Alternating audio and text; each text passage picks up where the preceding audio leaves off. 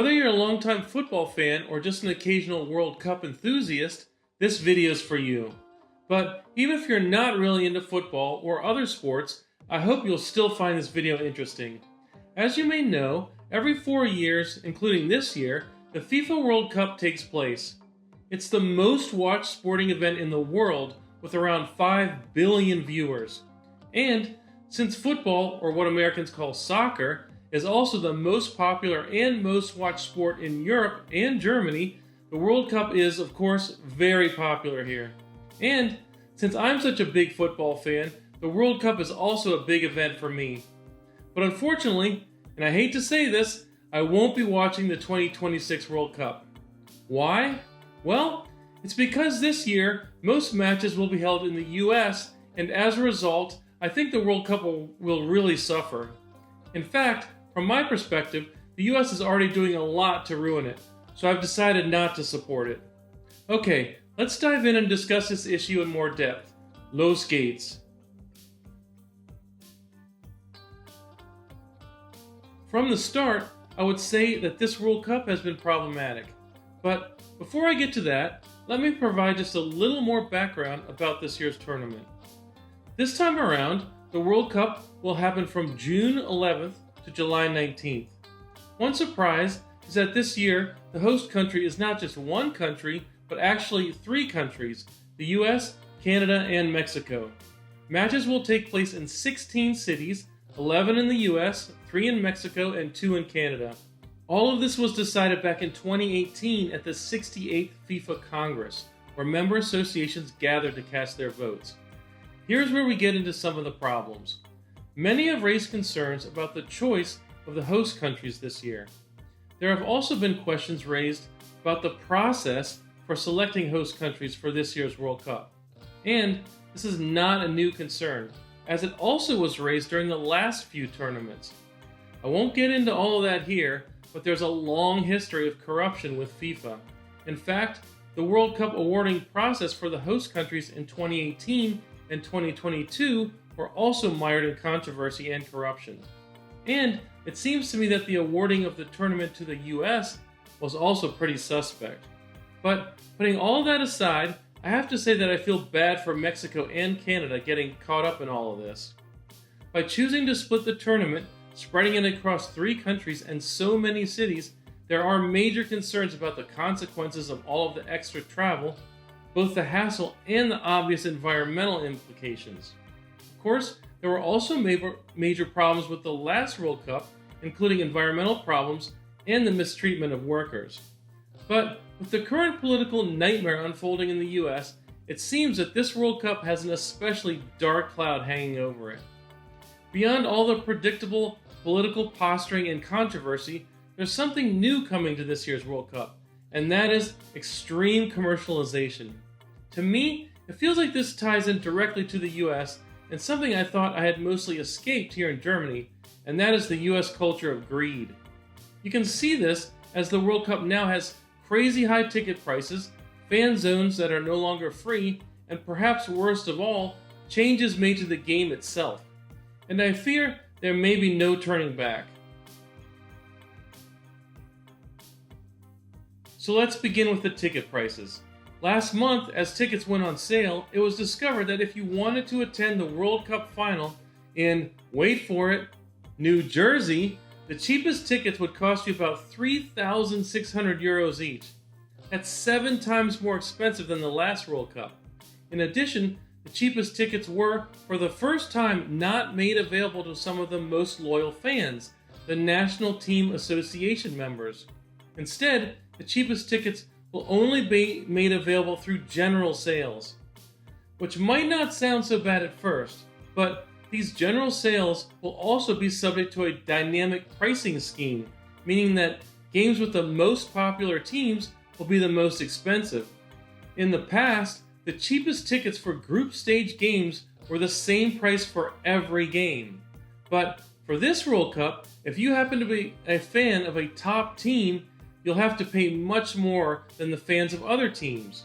Now, there was so much outrage over the price hike that FIFA finally responded by offering much cheaper tickets to national team associations. But the number of tickets offered amounted to about 10% of what was available during the last World Cup. So, needless to say, if you want to go to this World Cup, it's going to be extremely expensive for most people. And that's not even getting into the cost of transportation, lodging, and food, which I guarantee will also cost you dearly. As if the outrageous ticket prices weren't enough, it was also revealed last month that the official FIFA fan zones in New York City wouldn't be free.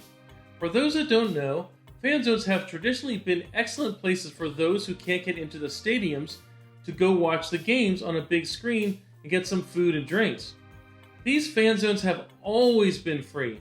When the European Football Championship was held in Germany in 2024, I went to the awesome fan zones in Berlin multiple times to soak up the lively atmosphere. It was great, and it was also free. Well, even that may be going away in this World Cup.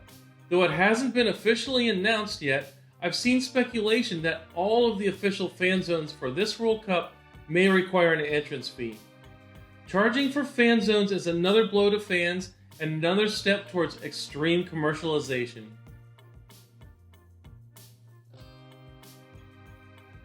As if the higher ticket prices and the new charges for fan zones weren't enough, as I mentioned earlier, this World Cup is also spread across a huge area. And this is going to be a massive burden for teams and fans. The venues that are farthest apart are Vancouver and Miami at a distance of 4,500 kilometers or 2,800 miles. As an example of the impact these distances will have on just one team, the German national team will have to travel about 2,600 kilometers or 1,600 miles from Houston to Toronto to New Jersey just to attend their group stage matches. Not only are the host cities spread far apart, but many of the stadiums are really far from host city downtowns. This is going to be a burden for many people, and maybe especially for those from European countries or other places with strong public transit systems. Based on my research, the average distance between the US host city, downtowns, and stadiums is 31 kilometers or 19 miles. The farthest distance between a downtown and a stadium is in San Francisco at a whopping 68 kilometers or 42 miles. The next largest distances are Boston at 45 kilometers or 28 miles, Dallas at 27 kilometers or 17 miles, and Miami at 23 kilometers or 14 miles. By contrast, in most European cities, the stadiums are either located in the downtowns or just outside of them, and they pretty much all have excellent transit access. For example, Berlin's Olympic Stadium is 10 kilometers or 6 miles from Berlin Central Station, and Munich's Allianz Arena is 12 kilometers or 7 miles from Munich Central Station. Luckily, the transit access to the US World Cup stadiums isn't that bad. Of the 11 host cities in the US, only 2 don't have access to public transit, Miami and Kansas City. The quality and frequency of the transit in the US, though, is another story. But at least the connections exist. So, yeah, like I said, all of the travel that's going to be required will be a massive burden on fans and teams. What a waste of time and resources. Now, the higher costs and the excessive travel are definite problems. But the final thing I want to talk about that really seals the deal for me against this World Cup is something that's actually going to impact the game of football itself. And my fear is that since they're going to do this in the World Cup, it will soon spread to all other football games and tournaments. To put it simply, they're going to have more commercial breaks. Let me explain.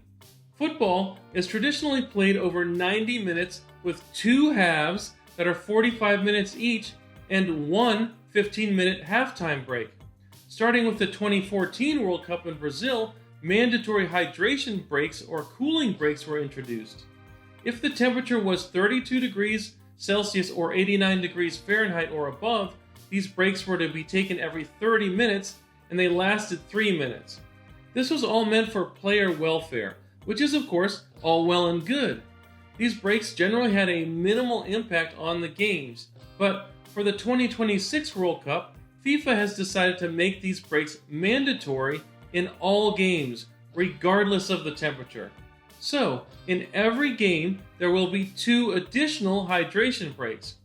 One at the 22-minute mark in the first half, and another at the 67-minute mark in the second half. Now, this may not sound like an issue to most Americans, but this is a fundamental change to the game. It changes the game from being split into 2 halves to 4 quarters. So it's going to change the way the game is played. But worst of all for fans, this is going to introduce 2 more chances for long commercial breaks. And the last thing anyone needs is more commercial breaks. Football already has way too many ads posted up all around the playing field. So why is FIFA doing this? They of course claim it's for player welfare, but they say this knowing Americans will hardly even notice because they're so used to being constantly bombarded with commercials.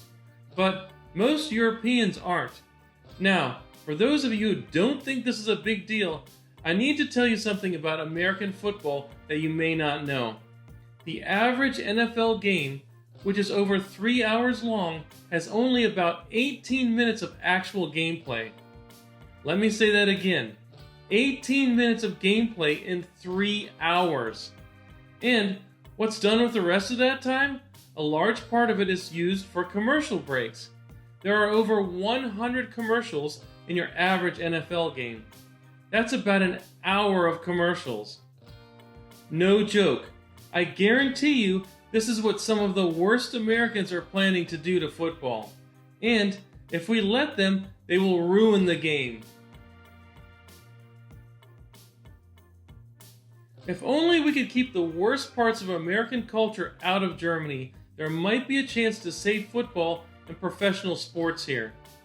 I don't want to see European sports, particularly football, taken over by some of the all-time worst American cultural values, greed and individualism.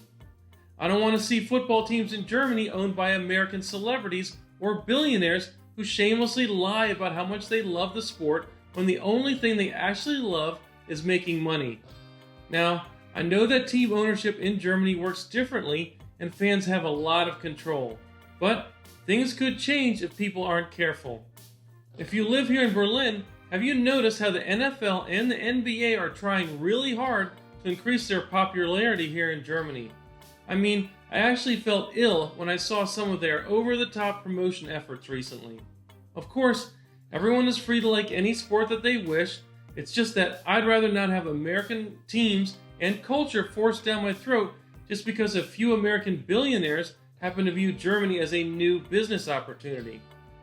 With regards to this World Cup specifically, I remain a huge fan and supporter of the German national team. I want them to do well, and I want to support them however I can. But in a world dominated by billionaires and politicians who do whatever they want in the name of greed, one of the few things the average person can do is to use what little power they have to express themselves. All the greed on display in this World Cup, whether it's through FIFA's new policies or its association with typical US practices, just goes way too far for me. So, I'm sorry, Canada and Mexico, but I simply cannot support this World Cup. I'm gonna sit this one out. If you feel the same way as I do, I hope you consider doing the same. And, if not, prepare for the onslaught of commercials coming your way this summer. Here's hoping that the World Cup in 2030 will somehow be better. Alright everyone, thanks for watching, be sure to like and subscribe, and I'll see you again soon. Tschüss, bis später!